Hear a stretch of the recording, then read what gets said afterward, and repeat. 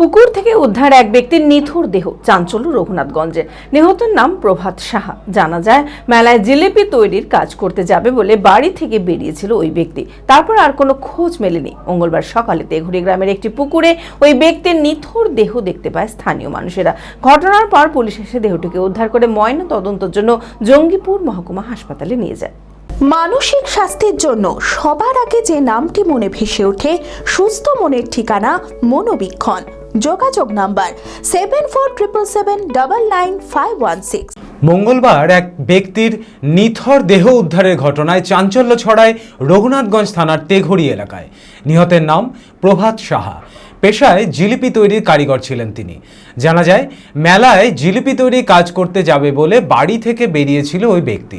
তারপর থেকে তার আর কোনো খোঁজ পাওয়া যায়নি। এদিন সকালে স্থানীয় মানুষেরা পুকুরে কাজ করতে আসার সময় ওই ব্যক্তির নিথর দেহ পুকুরে ভাসতে দেখে। তড়িঘড়ি ওই ব্যক্তিকে উদ্ধার করে পুলিশকে খবর দেওয়া হয়। পুলিশ এসে দেহটিকে উদ্ধার করে ময়নাতদন্তের জন্য জঙ্গিপুর মহকুমা হাসপাতালে নিয়ে যায়।